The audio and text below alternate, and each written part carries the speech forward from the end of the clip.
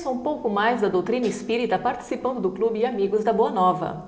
Tenha mais informações através do telefone 0800 12 18 38. No programa de hoje, converso com a terapeuta ocupacional Camila Casaletti sobre o panorama atual dos hospitais psiquiátricos. Bom, Camila, eu acredito que da década de 90 para cá, os hospitais, né, estão abrindo mais os olhos a uma realidade espiritual, né? Isso é um fato? Isso é um fato porque tem aumentado muito as pesquisas, né, os estudos científicos a respeito dessa relação, né, saúde mental, espiritualidade. Em pouco tempo, assim, teve um aumento de quase 600% em números de pesquisa com essa relação e todas elas vêm falar para a gente, né, que a religiosidade, a espiritualidade tem um grande impacto na saúde do paciente.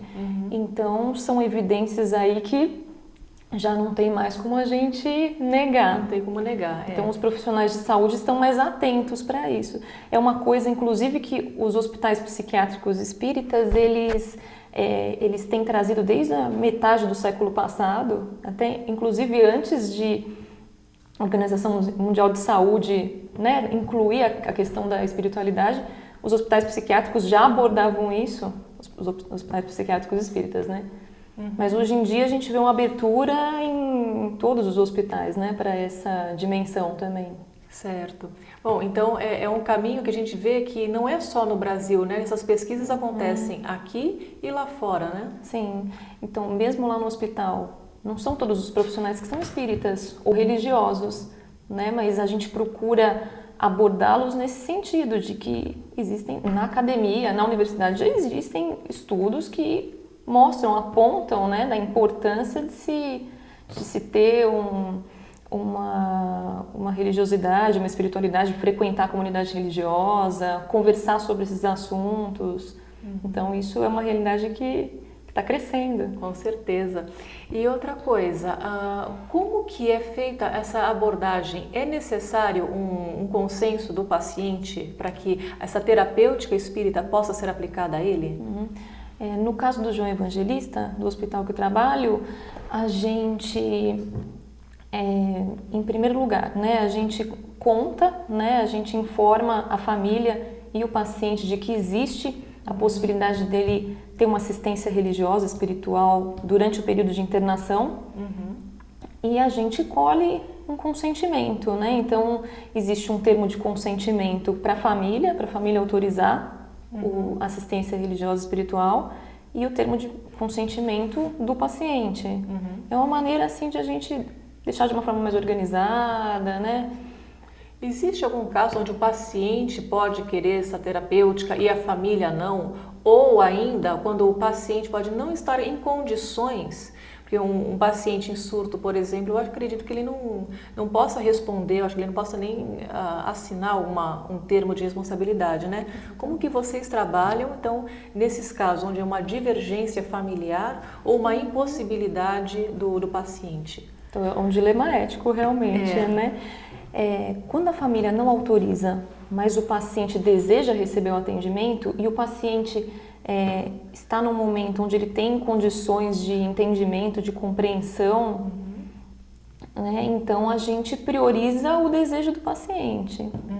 Porque isso que você falou é uma verdade. O paciente, ele entra no hospital psiquiátrico, ele pode estar numa situação de crise, de confusão, desorganização do pensamento. Então a gente aguarda um momento, espera um pouquinho os sintomas aí se estabilizarem, né? Então aí a gente aborda no momento mais adequado e pede para ele escolher, né? Caso ele queira, né?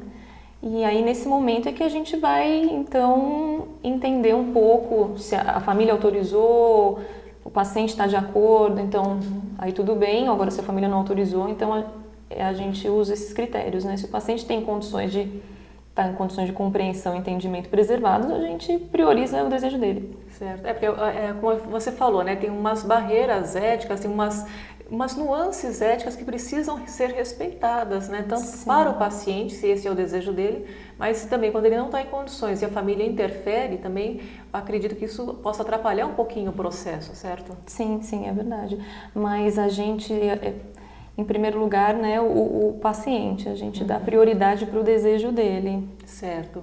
Bom, a terapêutica complementar espírita, aplicada lá no João Evangelista, né, que é onde você trabalha, ela consiste de todos os passos existentes numa casa espírita ou é diferente? Então, nós temos a maioria dos recursos que são oferecidos pela terapia complementar espírita. Então, a gente oferece fluidoterapia, que são os passes da água fluidificada. A gente tem a terapia desobsessiva também.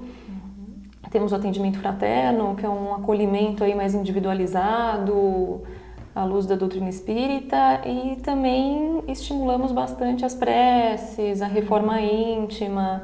Então, a maioria desses recursos que são trazidos pela doutrina. Certo, né? A reforma íntima é um conceito, né, que deve ser trabalhado constantemente, né? É verdade. Acho que o hospital o momento da internação, da hospitalização, acho que é só é o ponto de partida mesmo. Certo. Bom, Camila, a gente vai a mais um breve intervalo e nós voltamos já já.